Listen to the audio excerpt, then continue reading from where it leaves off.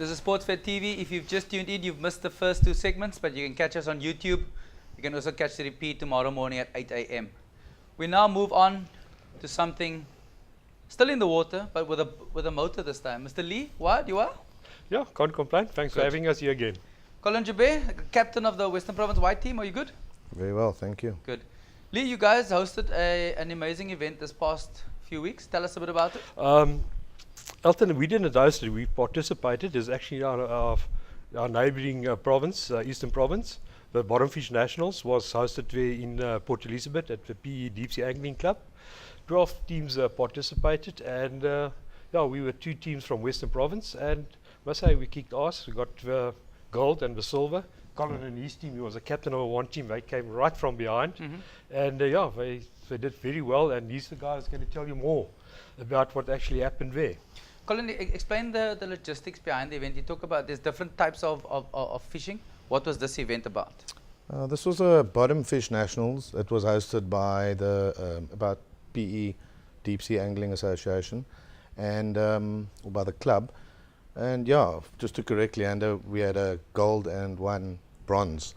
Okay. We So what does the deep sea mean, or the bottom fish as you call bottom? Well, we obviously make use of powered boats.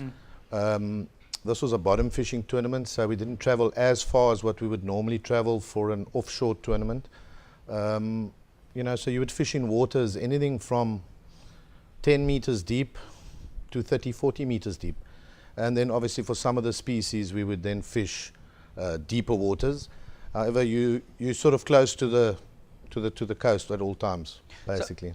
So do you get a list of fish that you need to catch, or how does it actually work? And the tournament, it's a species-driven tournament. Okay. So the whole idea would be that you catch as many species as possible, and your scoring system is done in such a way that the more species you catch, the more points you get.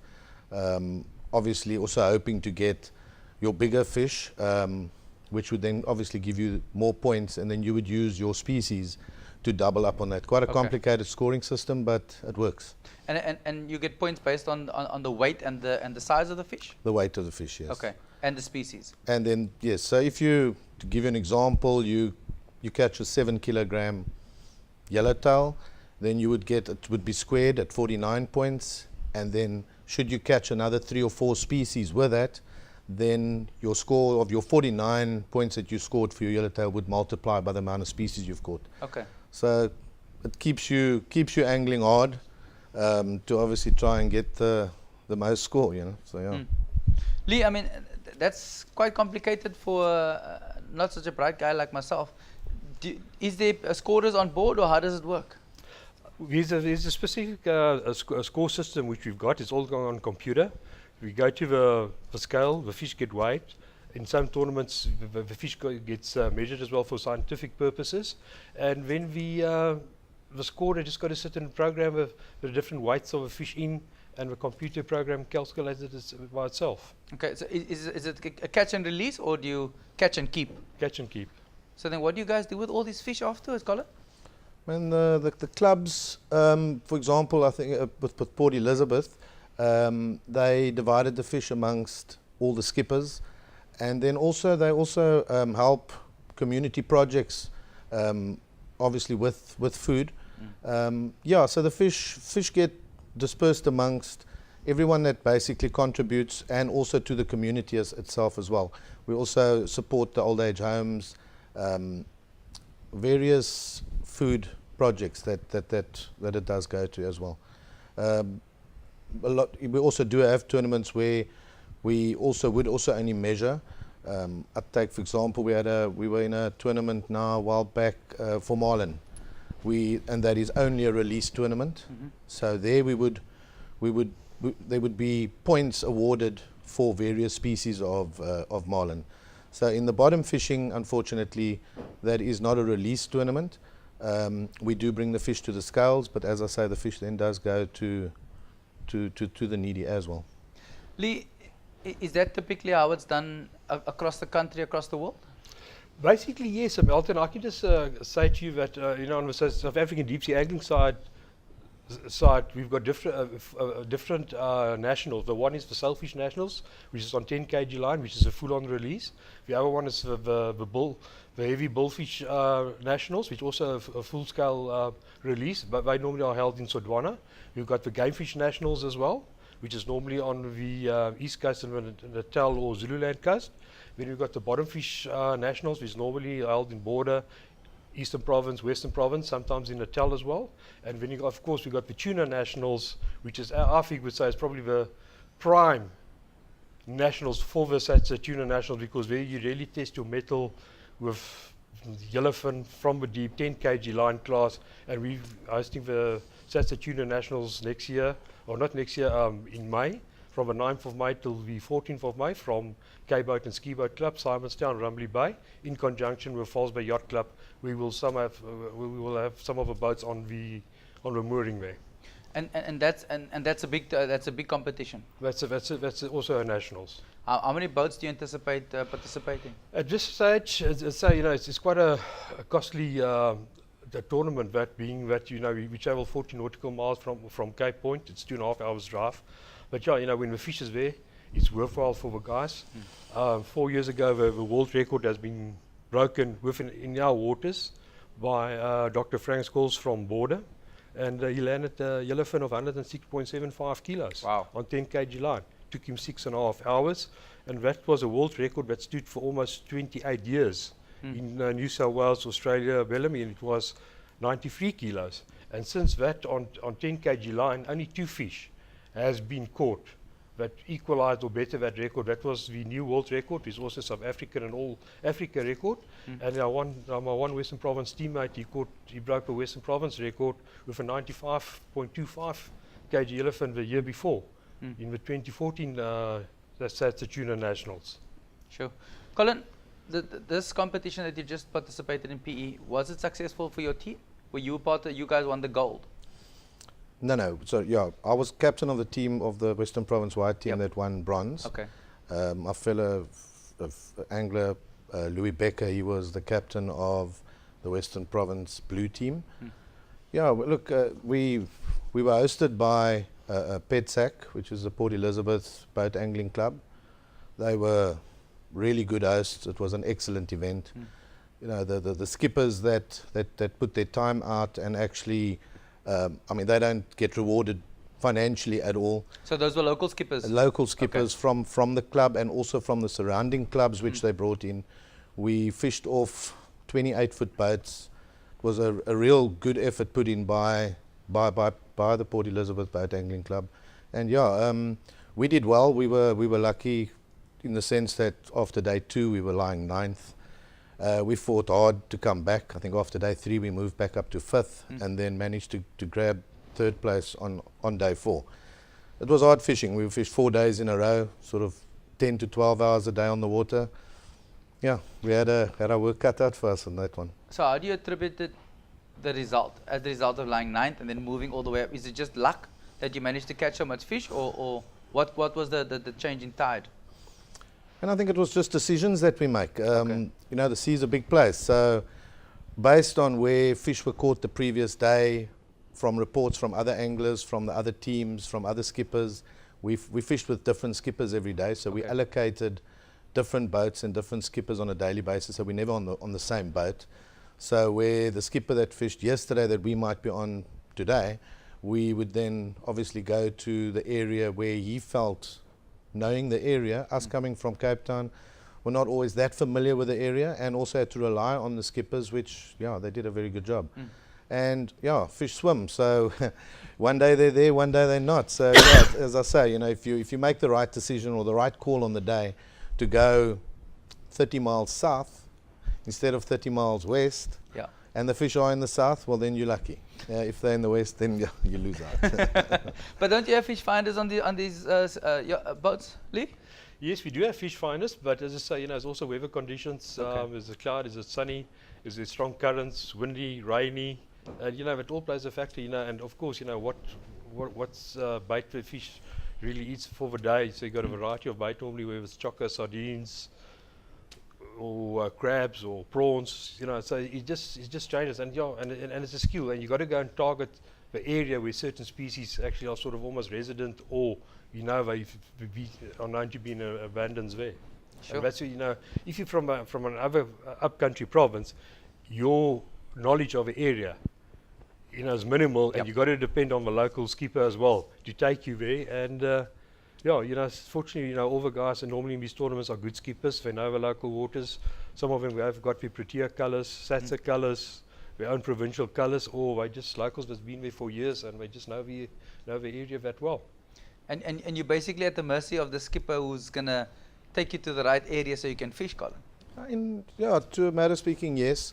Obviously after fishing there for 3 days, we've also heard where there has been fish.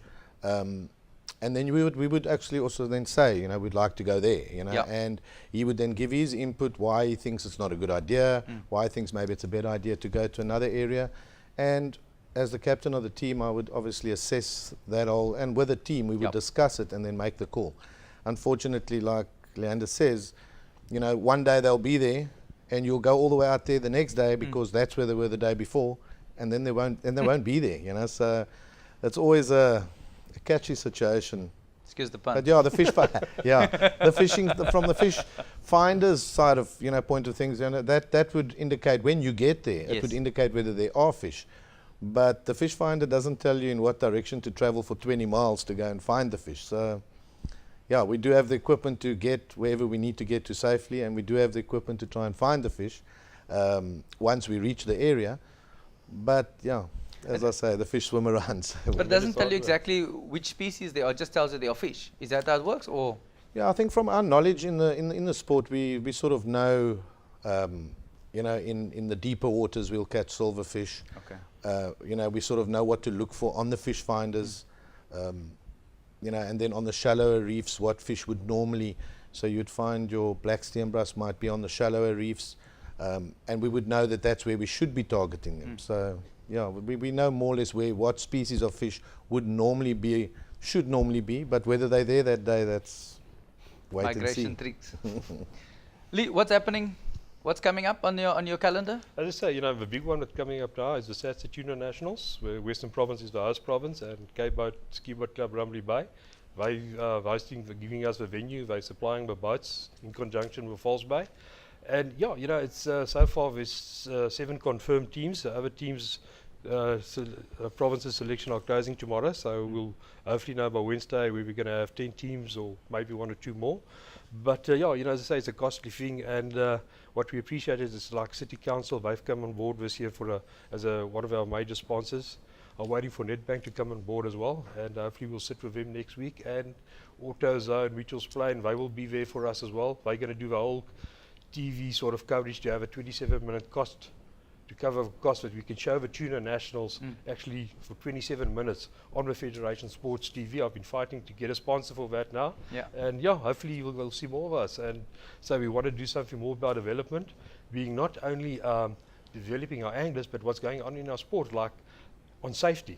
Because safety is a very important factor in our sports, because one thing is, is the sea play for keeps. Yes. So we will have a full-on demonstration with our Western Province safety officer on a boat showing different safety equipment, have a screening of that, and we'll come and have an interview with you when you allow us the time to come and sit and discuss it and show the people this is what we are about. It's not only about fishing, but we've got to look after the safety as well. For sure. And then another one is also sort of development, but it's conservation of our sport, managing our resources. And we've got 2 Western Province anglers, Greg Pengeli and Malcolm Grant. They've developed a web-based catch report, which is available for everybody in the country to use. Nice. Nedbank has underwritten it. They've donated some funds towards the project for them. It's underwritten by Professor Colin as well from University of Cape Town.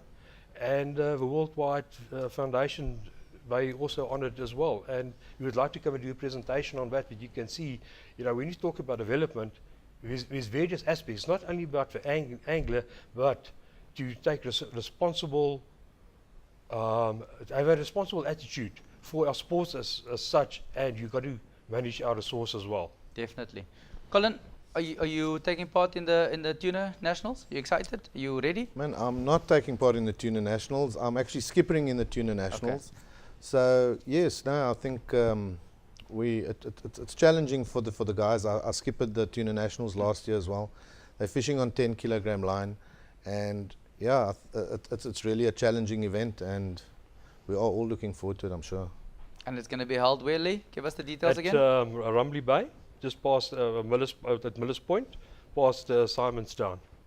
And it's open to the public. They come and watch the weigh-ins every day. As I say, providing the guys can go to see. It's basically a 4-day comp. We fish 4 days and one weather day in hand. You start on the Monday the 9th of May, which is the opening function. There will be a boat draw, introduction of the teams, doing the rules, saying what's going to happen, what the weather prospects is going to be. Then every day, the following day, will be a weigh-in, weather call early in the morning, depending on what the weather is going to be. And yeah, then the prize giving will be on the Saturday. We're closing with all the sponsors. Hopefully, we'll be in attendance, but the public is welcome to come in the afternoon and see what's going on. City Council will be donating posters to us, which we will be putting on lampposts throughout the city metropolitan. And yeah, as I say, you know, they've come aboard as a sponsor for us as well, which we appreciate. Where do people find out more about deep sea angling? Do you have a Facebook page?